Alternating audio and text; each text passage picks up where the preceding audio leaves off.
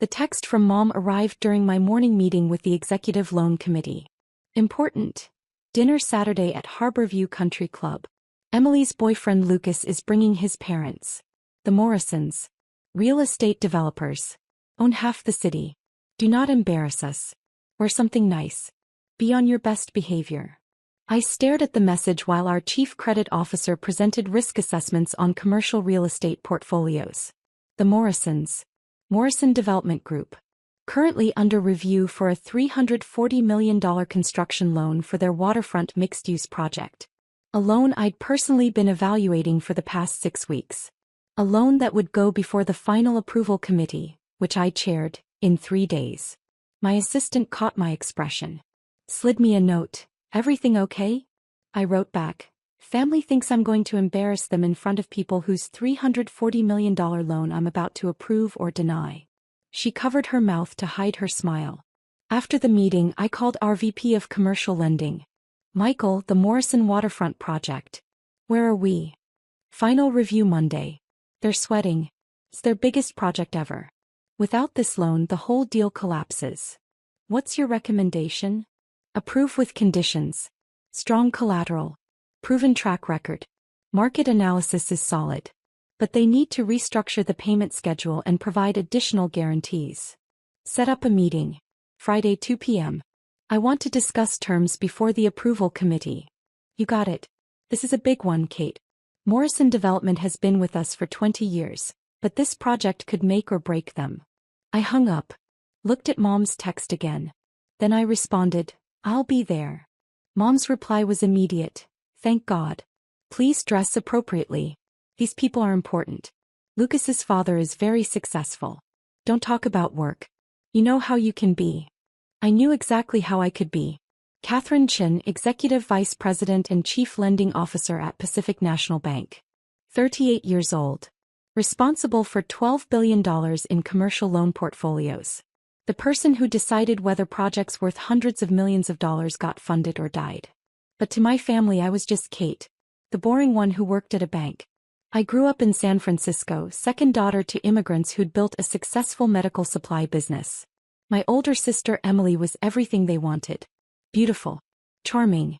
Married young to a pediatrician. Produced 2 perfect grandchildren. Stayed home to raise them. The ideal Chinese-American daughter. I was everything that confused them. Obsessed with numbers. Scholarship to UC Berkeley for economics. MBA from Wharton at 25. Started in commercial banking at 26. By 30, I was a vice president at Pacific National Bank.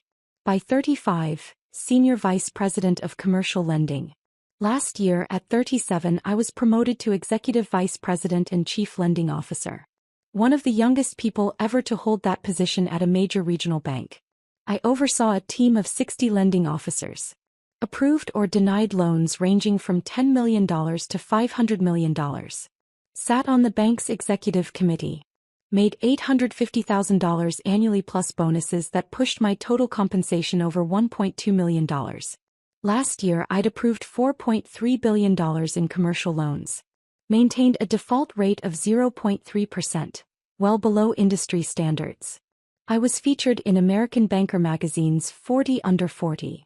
Banking Journal called me one of the most influential commercial lenders on the West Coast. My parents' response, that's nice. Emily's daughter made honor roll. Emily was my mother's favorite. Always had been. The pretty one. The social one. The one who understood that being a good daughter meant marriage and grandchildren. I was the disappointment. Unmarried at 38. No children. Too focused on career. Too aggressive. Not feminine enough. Every family dinner was a reminder of what I wasn't. Kate, when are you going to settle down?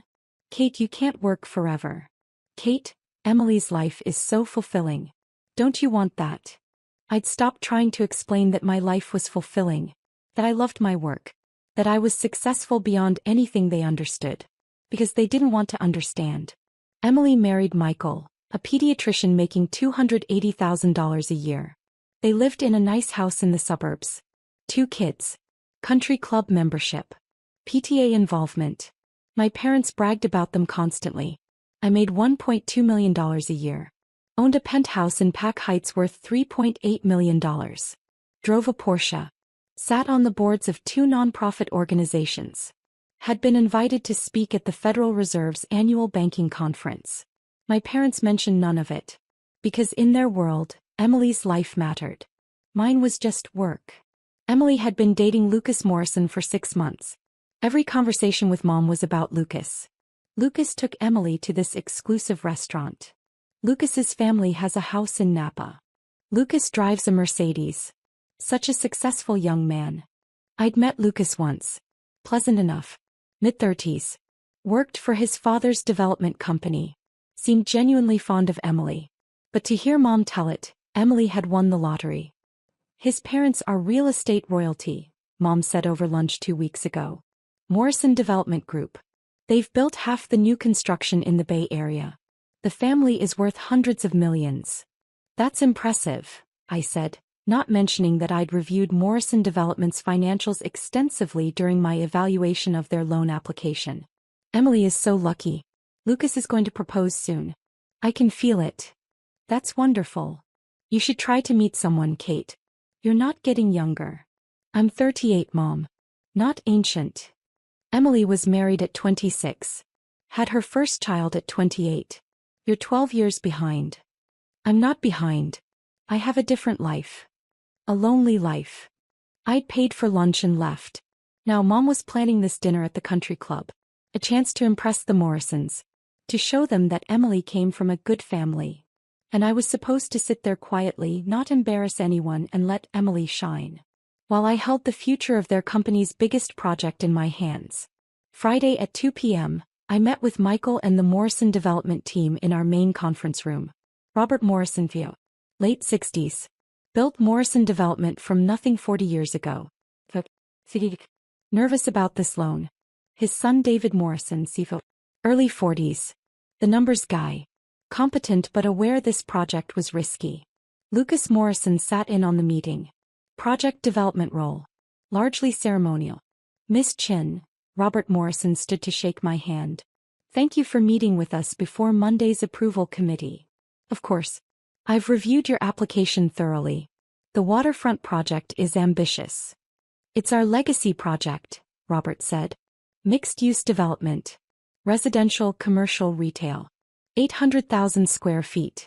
$620 million total cost. We're seeking $340 million in construction financing.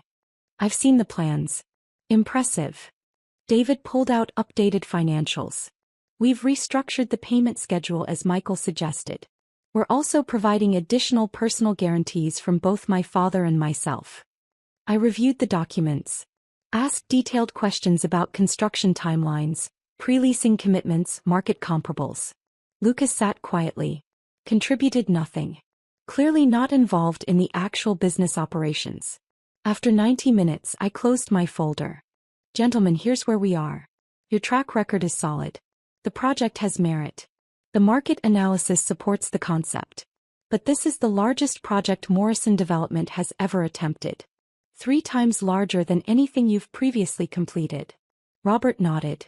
We're aware of the risk. Are you? Because if this project fails, it takes down your entire company. 20 properties as collateral. Your personal wealth. Everything you've built. We believe in this project. Belief isn't enough.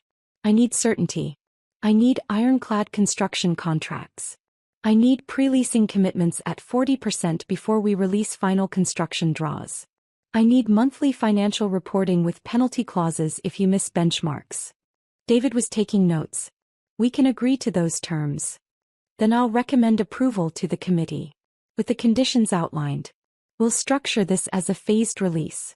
$85 million per quarter, contingent on meeting construction and leasing milestones. Robert exhaled. Actually exhaled with visible relief. Thank you, Ms. Chin. This project means everything to our family. Don't thank me yet. Deliver on the terms. Prove the project works. Then thank me. As they packed up, Lucas approached. Miss Chin, I'm dating Emily Chin. Are you related? She's my younger sister.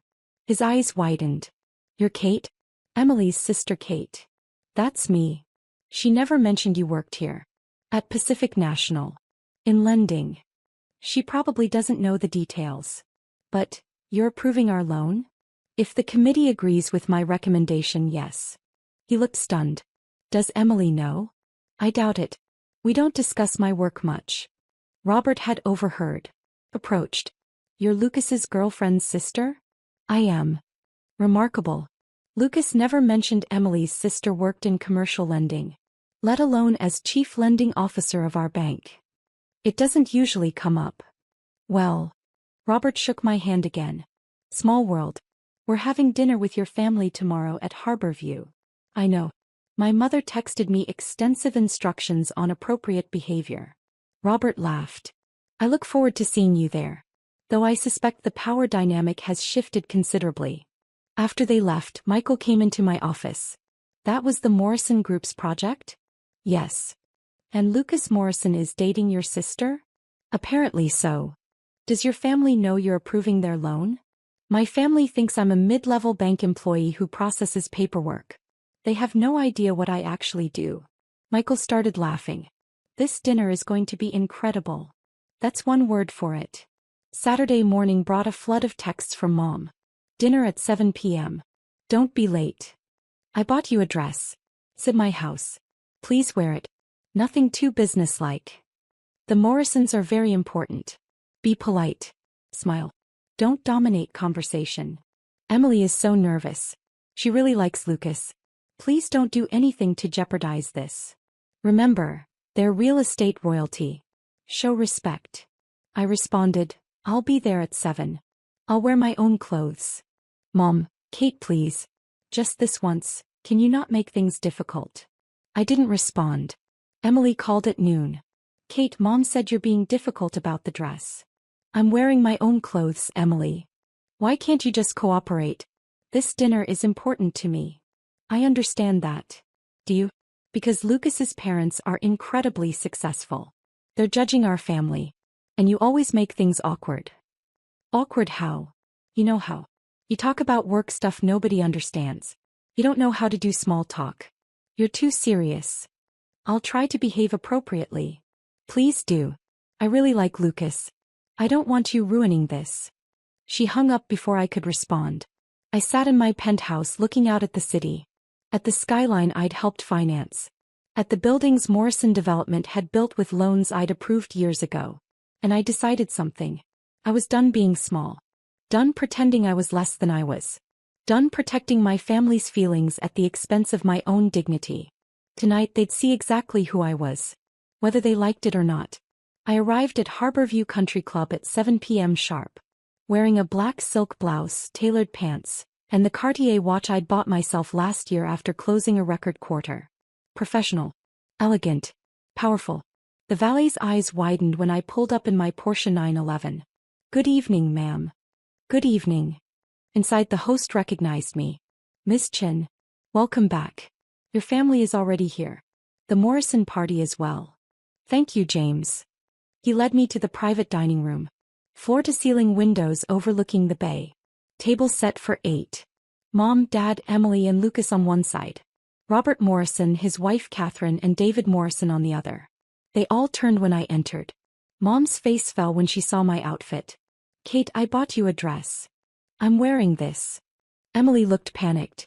Lucas looked uncomfortable. Robert Morrison stood. Smiled. Miss Chin. Good to see you again. The room went silent. Mom blinked. You know each other? We met yesterday, Robert said. Miss Chin is the chief lending officer at Pacific National Bank. She's handling our waterfront project financing. You could have heard a pin drop. Emily's voice was faint. Kate, you met Lucas's father? We had a meeting.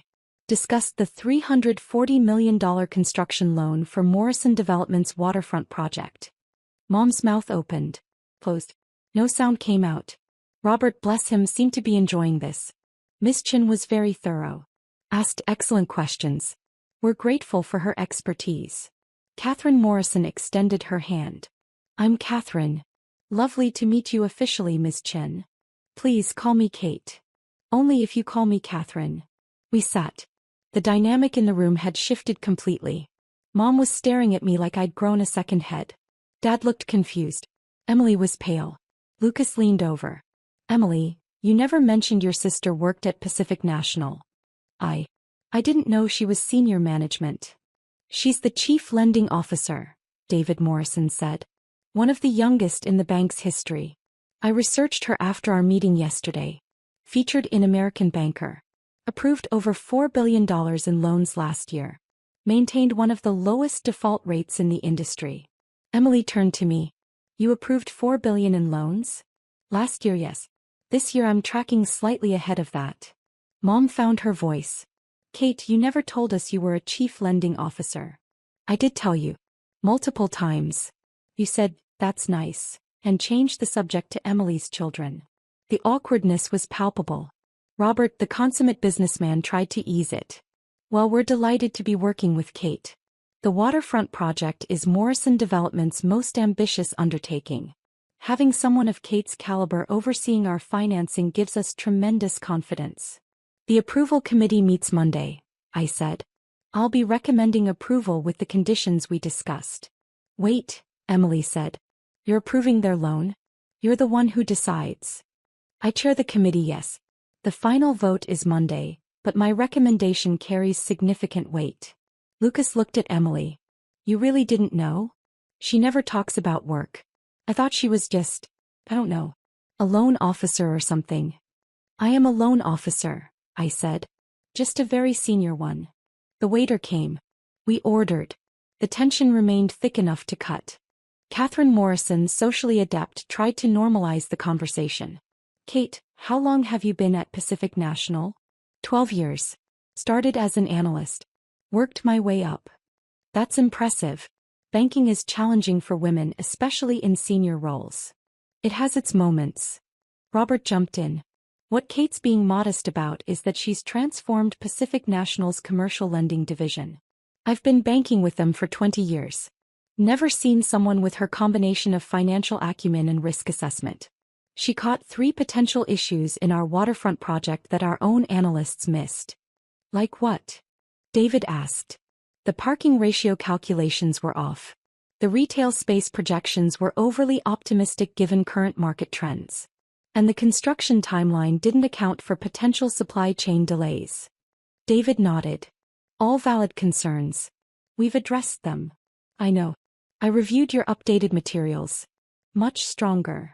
Mom was watching this exchange like it was in a foreign language. Emily's face was getting redder. Kate, why didn't you tell us you did this kind of work? I did tell you. At Christmas dinner last year, I mentioned I'd been promoted to chief lending officer. You asked if that meant I got dental insurance. Lucas coughed. Try not to laugh. But you never said you approved hundreds of millions of dollars in loans, Mom protested. What did you think chief lending officer meant? I thought it was just a title. Like assistant manager at a store. Robert choked on his wine. Catherine looked astounded. Mrs. Chin, Robert said carefully, your daughter holds one of the most powerful positions in regional banking. She decides which projects get funded and which don't. She controls billions of dollars in lending authority. Dad finally spoke. How much do you make, Kate? Dad. No, I'm serious. How much? My base salary is $850,000. With bonuses, total compensation is usually $1.20 to $1.50 million annually. Silence. Complete total silence. Then Emily, you make over $1 million a year? Most years, yes. Doing what? Evaluating commercial loan applications. Assessing risk. Approving or denying financing for major construction projects, business expansions, commercial real estate developments. I oversee a team of 60 lending officers. I sit on the bank's executive committee. I report directly to the CEO. Mom set down her fork. And you never thought to mention this? I mention it constantly. You never listen. That's not fair, Kate. Isn't it? At every family dinner you ask about work. I tell you about major deals I'm closing, projects I'm evaluating, promotions I've received. You nod and change the subject to Emily's children or Dad's golf game. After a while I stopped trying. Emily looked wounded. I ask about your work. You ask if work is going okay. When I try to explain what I do, your eyes glaze over and you wait for me to finish so you can talk about Lucas or the kids. That's not true. Emily, 3 months ago I told you I'd approved financing for the new hospital expansion downtown. You asked if that meant I knew any single doctors. Lucas was staring at his plate. The Morrisons looked fascinated and uncomfortable in equal measure. Catherine tried again. Well, Kate, we're grateful you're working with Morrison Development. Robert has been stressed about this project. Knowing you're overseeing it gives me peace of mind. The project is solid. Once the committee approves on Monday, you'll be able to move forward. Is there any doubt about approval? David asked. There's always doubt until the vote happens. But given the revised terms and additional guarantees, I expect it to pass. Robert raised his glass. To Kate. And to successful partnerships. We toasted. Mom looked like she might cry. After dinner, Catherine invited me to join her on the terrace while the men discussed construction details. Emily came with us. Uninvited but determined. Kate, Emily said as soon as we were outside. Why did you let us think you were just ordinary? I never said I was ordinary. You assumed it. But you never corrected us. I tried. Repeatedly. You didn't want to hear it. Catherine watched this exchange with the analytical eye of someone who'd spent decades navigating social dynamics. If I may, Catherine said gently, I think the issue isn't what Kate did or didn't say. It's what your family chose to hear. Emily bristled. That's not fair. Isn't it? Kate just said she mentioned her promotion to chief lending officer and you asked about dental insurance. That's not mishearing. That's not listening. We didn't know it was important. Why wouldn't your sister's career be important? Emily had no answer. Catherine continued, her voice kind but firm. I've spent my life in business alongside my husband. I've watched women diminish themselves to make others comfortable. I've done it myself. But Kate? Kate didn't diminish herself. She told you who she was. You chose not to believe her. We didn't choose anything, Emily protested. You chose to believe that success looked like your life. Marriage. Children. Social status through a husband. When Kate achieved success differently, you dismissed it as just work. Because acknowledging her success would mean confronting your own choices. Emily's eyes filled with tears. That's not true. Isn't it? You're dating Lucas Morrison. All evening your mother has talked about how successful the Morrison family is. How lucky you are to be with Lucas. But your sister? She's the one approving the loan that will determine if Morrison Development succeeds or fails. She has more power over this family's future than Lucas does. And you had no idea. The truth of it hung in the air. Kate, Emily turned to me. I'm sorry. I should have listened. Should have asked more questions. Should have understood. Should have valued me, I added quietly. Yes. That too. We stood in silence looking out at the bay. Finally, Emily asked, what happens now? Now. The committee votes Monday. If approved, Morrison Development gets their loan. The project moves forward. Lucas's family maintains their business. Life continues. And us. That's up to you, Emily. I'm done making myself smaller. Done pretending my success doesn't matter. Done apologizing for being good at my job. If you can't handle that, we don't have much to talk about. I want to handle it. Wanting isn't enough. You have to actually do it. Emily nodded. Wiped her eyes. I'll try. Catherine squeezed my shoulder. You're remarkable, Kate. Don't let anyone make you forget that. We returned to the table. The men were still discussing construction logistics. Mom pulled me aside. Kate, can we talk? Privately. We stepped into a quiet hallway. I had no idea, Mom said immediately. About your job. Your success. Any of it. Yes, you did. You just didn't want to know. That's not fair. Mom, stop. Please just stop. I've spent 15 years trying to make you proud. Trying to get you to see me. Trying to matter to you. But I never did. Because I wasn't Emily. Wasn't married. Wasn't giving you grandchildren. So my career, my success, my life, none of it counted. That's not true, Kate. Yes, it is. When I got my MBA from Wharton, you asked when I was going to settle down. When I made VP at 30, you asked why I worked so much. When I bought my penthouse, you said it was too big for one person. Every accomplishment was a problem because it wasn't the accomplishment you wanted. Mom's face crumpled. I just wanted you to be happy. I am happy. I love my job. I'm good at it. I make excellent money. I have respect in my industry. But you've never once celebrated any of that because it doesn't look like Emily's life. Emily has a good life. Emily has the life you wanted. That doesn't make it the only good life. I'm proud of you, Kate. Are you? Or are you just impressed by the Morrisons' reaction to learning who I am? She didn't answer. Couldn't answer. That's what I thought, I said. Mom, I love you. But I'm done seeking your approval. I'm successful. I'm respected. I'm valued by the people who matter in my professional life. That has to be enough for me. Because it's clearly not enough for you. I walked back to the table. The dinner ended awkwardly. Polite goodbyes. Promises to stay in touch. Robert shook my hand. Monday, 10 a.m.? I'll have my recommendation ready. Whatever happens, thank you for your professionalism. It's my job. As I walked to my car, Lucas caught up with me. Miss Chen, Kate, can I ask you something? Sure. Emily really didn't know? About your job. She knew I worked at a bank. Knew I'd been promoted a few times. But she never asked for details. Never cared enough to understand what I actually do. That must hurt. It did. For a long time. Now I'm just tired of it. For what it's worth, I think you're incredible. And Emily is lucky to have you as a sister. Tell her that. She might need to hear it. He nodded. I will. I drove home. Poured wine. Sat on my balcony overlooking the city. My phone buzzed. Text from Emily. I'm sorry. Really truly sorry. Can we talk soon? I didn't respond. Not yet. Another text from Mom. Please don't be angry. We love you. I turned my phone off. Monday morning the approval committee met. I presented Morrison Development's application. Outlined the terms. Detailed the risks and mitigation strategies. Recommended approval with conditions. The committee voted unanimously to approve. I called Robert Morrison personally. Congratulations. Your loan is approved. The paperwork will be ready by Thursday. Thank you, Kate.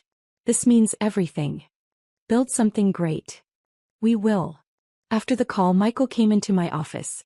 How do you feel? Professional. This was a good deal. Smart lending. Solid project. I meant about your family. Oh. That. I leaned back. Honestly, relieved. The pretending is over. They know who I am now. What I do. Whether they value it is up to them. And if they don't? Then I have my work. My team. My success. That's enough. Is it? It has to be. Emily called 3 times. I didn't answer. Mom sent daily texts. I responded politely but briefly. Dad reached out once. Your mother is upset. Can you call her? I didn't respond. 2 weeks after the dinner, Morrison Development broke ground on the waterfront project. I attended the groundbreaking ceremony as the bank's representative. Robert gave a speech. Thanked Pacific National Bank. Specifically thanked me. This project exists because Kate Chen believed in it. Because she asked the hard questions that made us stronger. Because she balanced risk and opportunity perfectly. We're grateful. Applause. Photos. Handshakes. Catherine found me afterward. How are you holding up? I'm fine. Family stuff. Still processing. They'll come around. Or they won't. But Kate, you don't need them to validate you. You've already validated yourself. Thank you, Catherine. We're having dinner next month. You and David and Robert and me. No Lucas. No Emily. Just business and friendship. Will you come? I'd like that. 3 weeks after the country club dinner, Emily showed up at my office. Security called. Miss Chen, you have a visitor. Emily Chen. Says she's your sister. Send her up. Emily looked nervous. Out of place in the corporate environment. This is impressive, she said, looking around. Your office. Him. Everything. Thank you. Can we talk? We went into my private office. I didn't offer coffee. Just waited. I've been doing a lot of thinking, Emily said. About the dinner. About our relationship. About how I've treated you. Okay. Kate, I was jealous. I blinked. What? Jealous. Of you. Your success. Your independence. Your confidence. Everything I pretended didn't matter. I wanted it. I just couldn't admit it. Emily. Let me finish. I married Michael because it was what Mom wanted. Had kids because it was expected. Joined the country club because it was appropriate. I built the life everyone told me to build. And then I watched you build the life you wanted. And you succeeded. Boldly. Without anyone's permission or approval. You have a good life. I have a safe life. There's a difference. She wiped her eyes. When Lucas's parents recognized you when they talked about your work with such respect, I realized something. You're the successful one. Not me. Not my husband. And I've spent years diminishing that because it made me feel better about my choices. I never meant to make you feel bad about your choices. I know. But I felt bad anyway. So I made you small. Made your work seem unimportant. Acted like your success didn't count because it wasn't the kind of success Mom valued. And now I want to know my sister. Really know her. The woman who approves $340 million loans. Who makes over $1 million a year. Who gets recognized at industry events. Who changed banking. I want to know that person. Why the change? Because Lucas broke up with me. I sat up. What? 2 days after the dinner. Said he couldn't be with someone who treated family the way I treated you. Said if I could dismiss my sister's accomplishments that easily, I'd dismiss his too. He was right. Emily, I'm sorry. Don't be. I needed that wake-up call. Needed to see what I'd become. Someone who tears others down to feel successful. That's not who I want to be. We sat in silence. Can we start over? Emily asked. Can I learn who you actually are? Not who I thought you were, but who you really are. That's going to take time. I have time. And Kate? I'm proud of you. I should have said that years ago. But I'm saying it now. I'm proud of you. It wasn't forgiveness. Not yet. But it was acknowledgement. Recognition. The beginning of something real. Thank you, Emily. Can I buy you lunch? Let you tell me about your work? Actually listen this time. I checked my calendar. I have an hour. That's a start. 6 months after the country club dinner, the waterfront project was 30% complete. Morrison Development hit every milestone. Every payment schedule. Every benchmark I'd required. Robert called quarterly to update me. Catherine and I had become genuine friends. And Lucas? He and Emily got back together. Slowly. Carefully. With the understanding that Emily was working on herself. Mom and Dad came to my office for the first time. Toured the executive floor. Met my team. Saw where I worked. Dad stood in my corner office looking out at the city skyline. This is really something, Kate. Thank you. I'm sorry I didn't understand. Didn't value what you were building. I know. Can you forgive me? I'm working on it. Mom touched my arm. We're proud of you. I know we should have said that years ago. But we're saying it now. It means more than you know. They left. I went back to work. 1 year after the dinner, Morrison Development completed the waterfront project. On time. Under budget. Fully leased. The opening gala was spectacular. City officials. Business leaders. Media coverage. Robert gave another speech. This project succeeded because of many people. But I want to specifically acknowledge Kate Chin, Chief Lending Officer at Pacific National Bank. She believed in this project when others didn't. She asked the tough questions that made us better. She structured financing that protected both the bank and our company. Kate, will you stand? I stood. The room applauded. My family was there. Mom, Dad, Emily, Michael, Lucas. All of them standing. All of them applauding. Seeing me. Finally, completely seeing me. After the event we had dinner together. All of us. To Kate, Dad raised his glass. Who built something extraordinary. Who succeeded beyond anything we imagined. Who never gave up on herself even when we gave up on her. To Kate, everyone echoed. I looked around the table. At the family that had dismissed me for so long. That had finally learned to see me. It wasn't perfect. The years of being ignored didn't disappear. But it was something. Acknowledgement. Respect. The beginning of real relationships. Thank you, I said quietly. For finally understanding. Thank you, Emily responded, for not giving up on us. And that, more than any loan approval or professional success, felt like victory. Not because they'd changed, but because I'd refused to. I'd stayed exactly who I was. Powerful. Successful. Undiminished. And eventually they'd been forced to see it. Because the truth I'd learned doesn't need validation. It just needs to be spoken. Consistently. Confidently. Until even the people who don't want to hear it can no longer ignore it. I was Kate Chen. Chief Lending Officer. Power Broker. Success story. And nothing, not family dismissal, not societal expectations, not anyone's narrow definition of success, could change that. I'd built my empire. One loan at a time. One decision at a time. One moment of refusing to be small at a time. And now finally everyone knew it.